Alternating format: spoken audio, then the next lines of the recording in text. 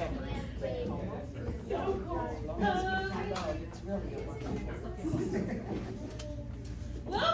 welcome, welcome.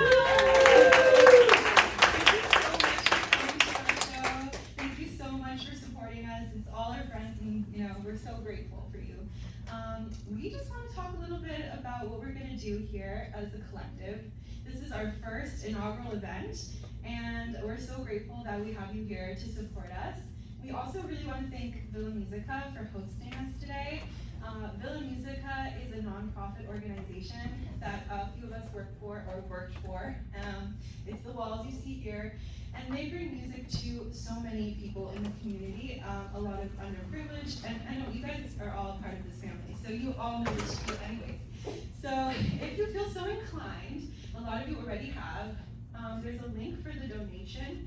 A portion of that will go to Musica, and then a portion will go to start our project, which is the Crossover Cabaret Collective Project. Patrick. Yeah, so we're trying to figure out our mission statement. So we're working on 2 different items. We were feeling pretty good about item number 1, bringing artists together from all across the San Diego community. Raise your hand if you're one of those people. Most people in this room. Just to create together, to work together, to make something new. Who knows?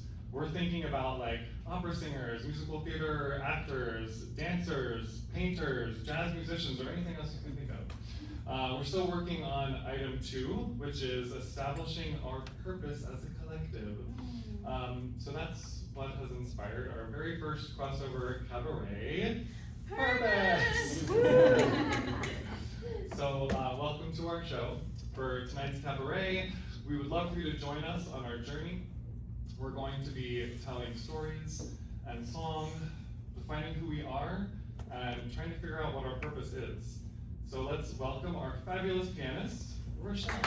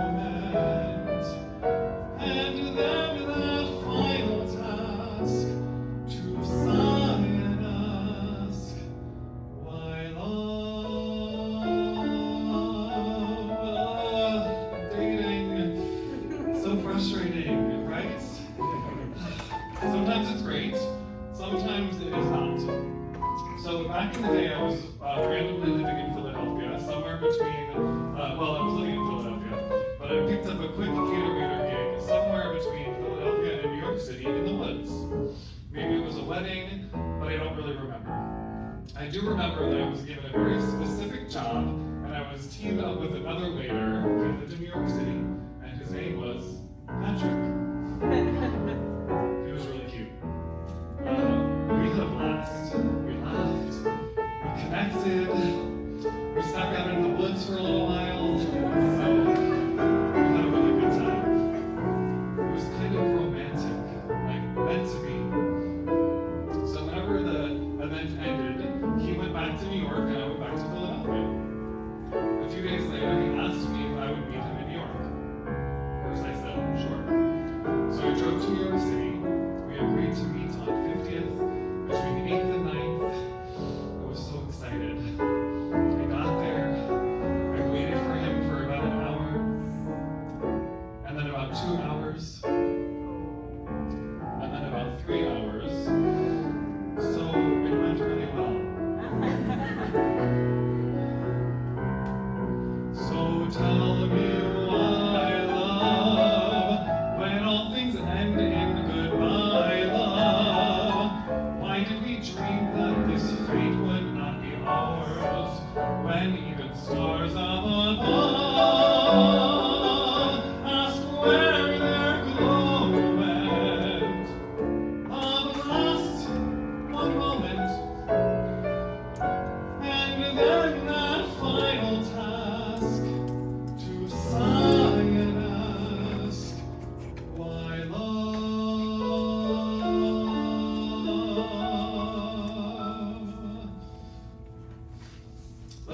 welcome Jade on stage.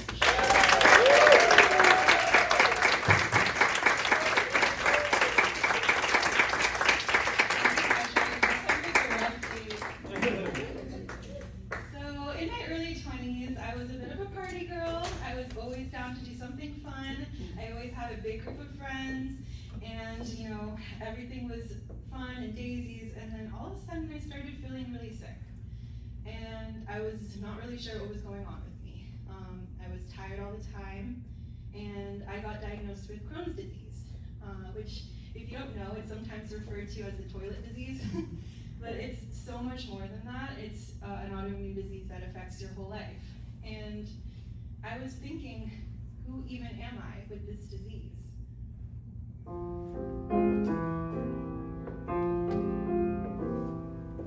Some might say we're released, pushing daisies, deceased, but we all know the worms must be fed. There's just one lingering fear. Oh, my soul, is it here, or is it rotting somewhere with my head? Oh, my soul, oh, my soul, oh, my soul, oh, my soul.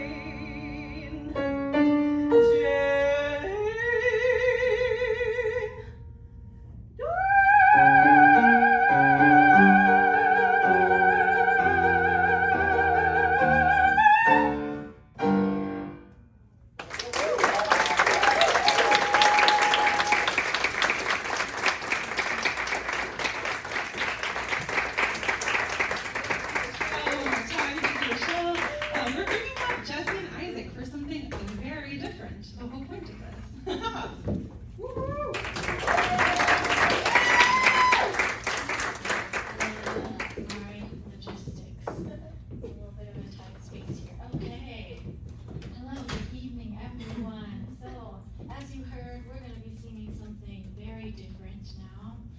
We're singing a Metallica song. And this song is a song that just kind of, I feel like, follows you through your entire life. And throughout my life, it's carried a lot of different meanings.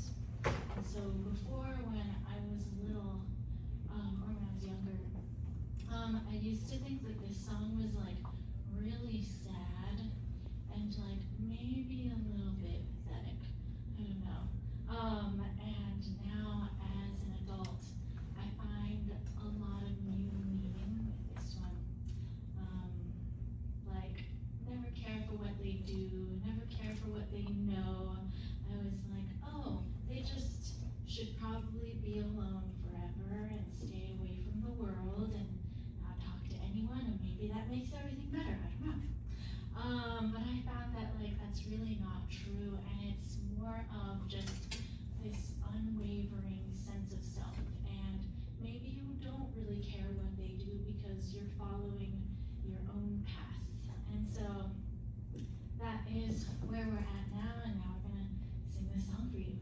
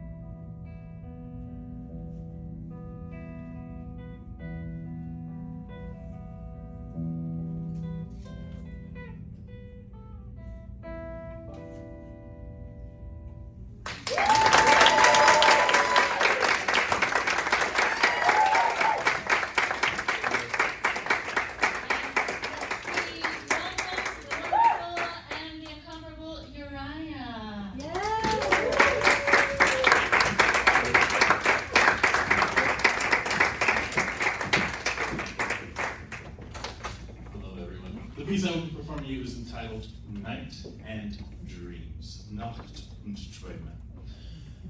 For the past several years, I found myself in a constant state of night with the inability to dream. Different experiences and happenings in my life have eradicated that ability. But I found myself recently at a film screening that was followed by a Q&A that was mostly for film people, but it had a message that could resonate with all artists and all people alike. As a child, when you see a bag floating down the street, you have the ability to see that bag and imagine it as many other things. Maybe a cloud, maybe an animal drifting through the wind. But at some point in time, some adult comes along and smacks your hand and says, "No, child, that's a bag." Here today with all of you, I reclaim my youth and my ability to dream.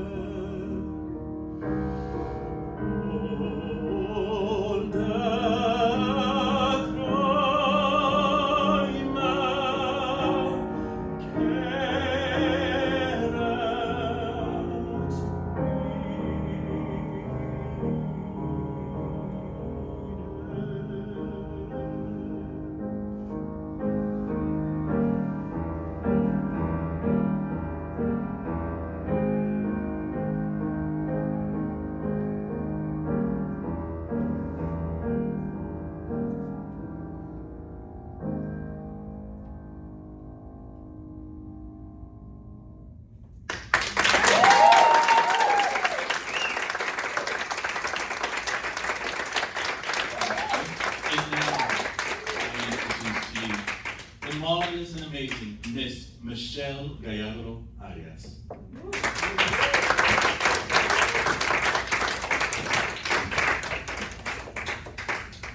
everybody. So, I just had a baby. I keep saying just, but it was like 15 months ago. But I just think about how much my mom played music for me growing up, and now where I am and what I'm doing. And for me, that was really important for Juju to be, my baby, Juju, to be immersed in music as well. And one of my favorite genres is bolero, which is like a Latin American style of song. And so I would always sing to him, especially at night. And so this song is probably my favorite one that I would always sing to him. So I wanted to share this one with you guys as well.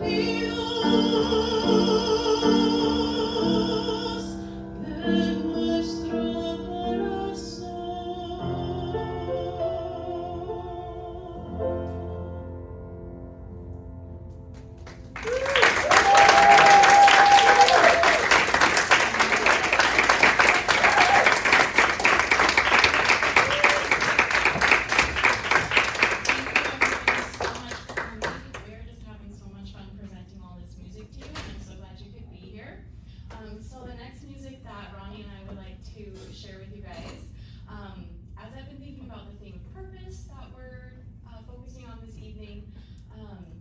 As a classical pianist, since I was a little kid, I've always loved the music, but the culture and just the culture in general, I guess, was never a very good fit for me. So I've been thinking about ways to bring this music that I've loved for my whole life into how I feel as an artist today. So Ronnie and I have arranged Reverie by Debussy for piano and drum kit.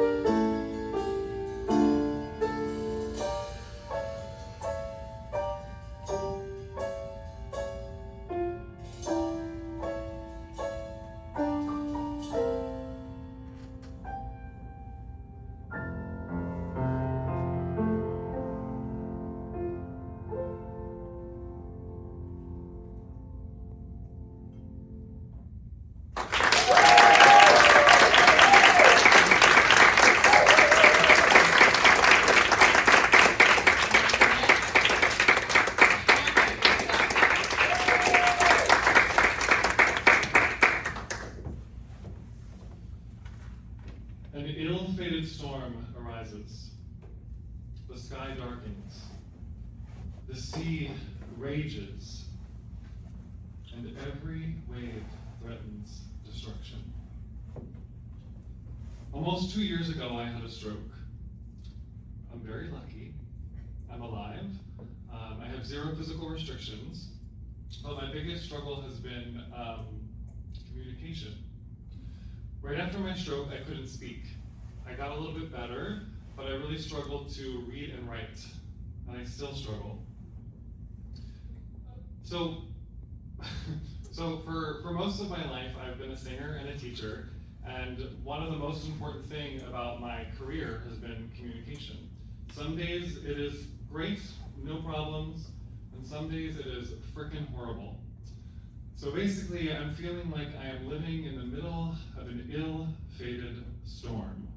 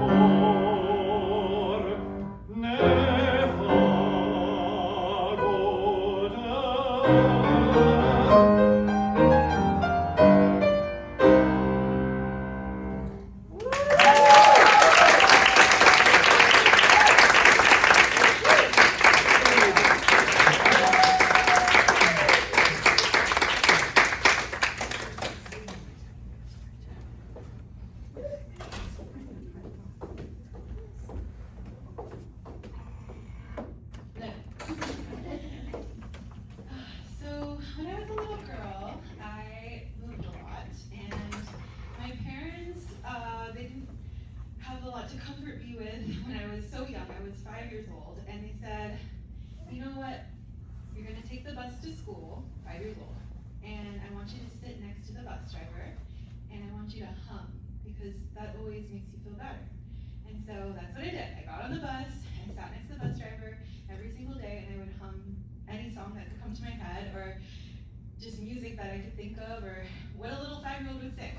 And ever since that moment, I knew that I was gonna be a singer, because this is what made me happy, and this is what made me feel safe.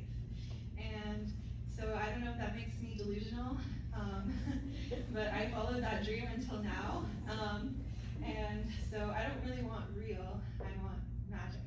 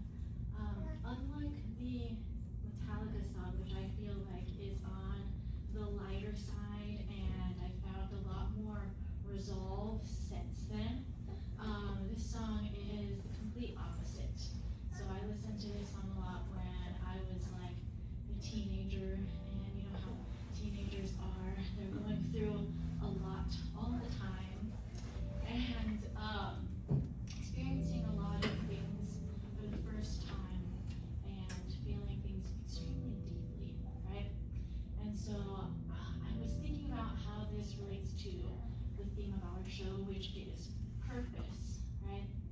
And at this time, way back then, I wasn't really trying to find a purpose.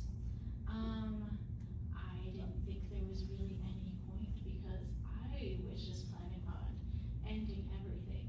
And so I was like, what's the point?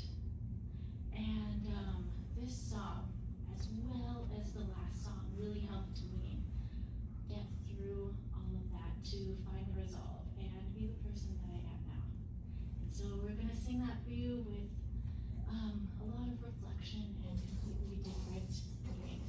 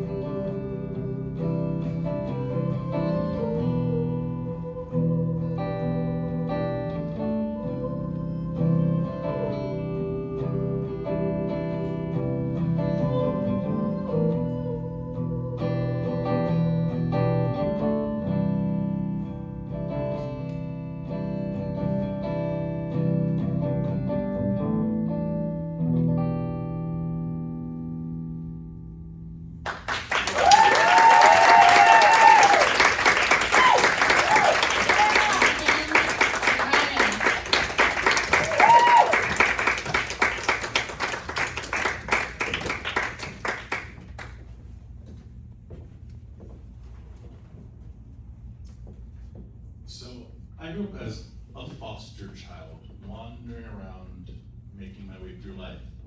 And because of that, I found myself entering spaces where I wasn't like everyone else, where I looked different, I spoke different, I sounded different.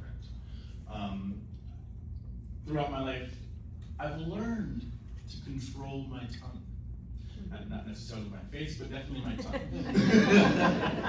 And that's because of, people don't always understand me. And so I've kind of taken a back seat position in my own life at certain points. But I've invested a lot of time into myself, and a lot of time into my voice. And you're gonna hear This Is Quiet by Jonathan Greenfield. What's the perfect balance between yelling too much or not yelling enough?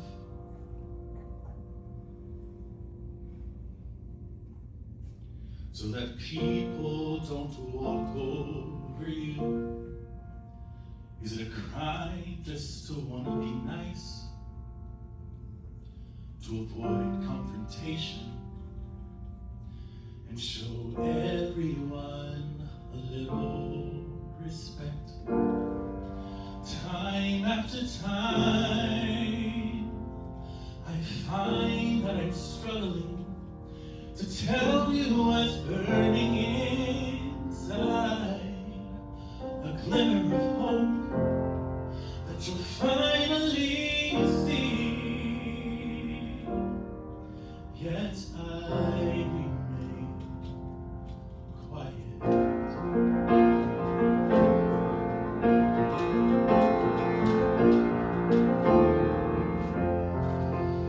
Look at my face, don't you dare turn away, 'cause I'm losing my patience.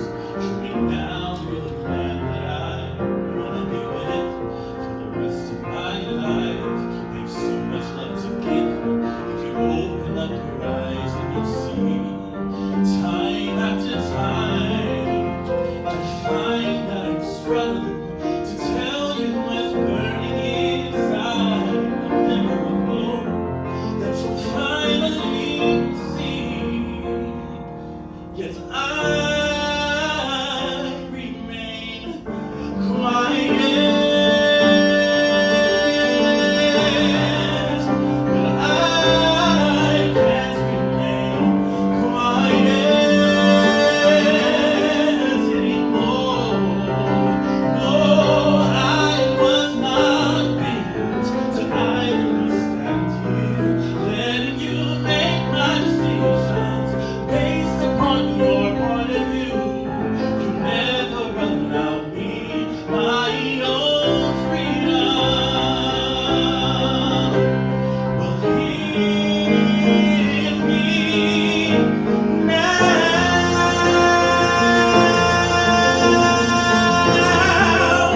Show me now you're the man that I wanna be with for the rest of my life. I have so much love to give you.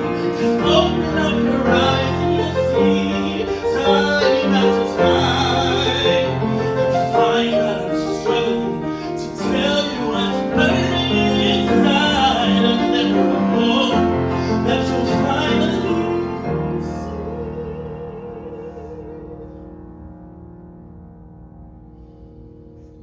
Yet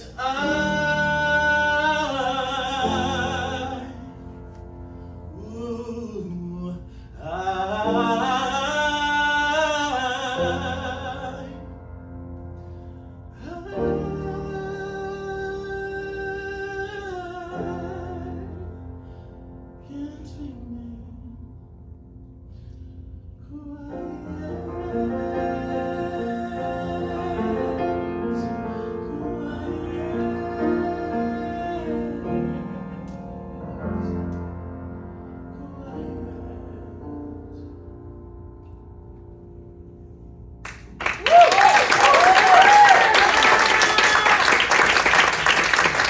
welcome back, Rachelle.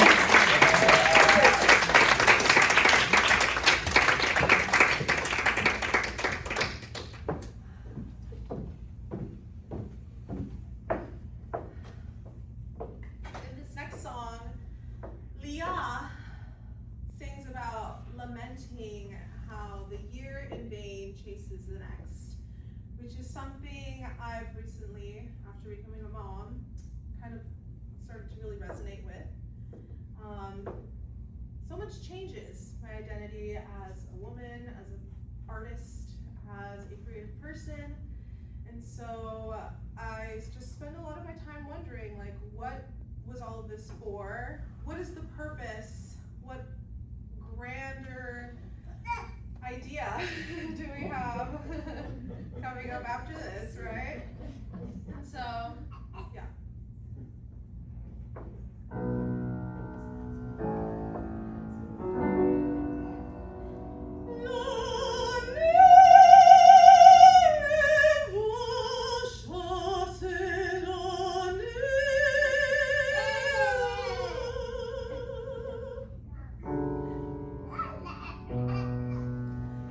Que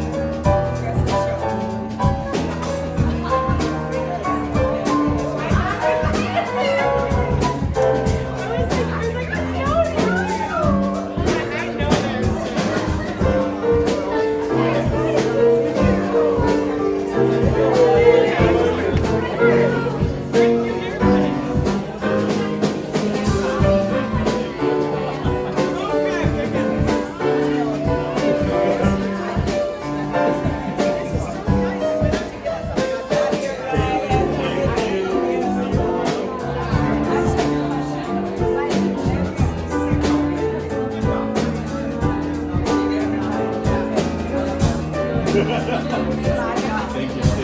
you.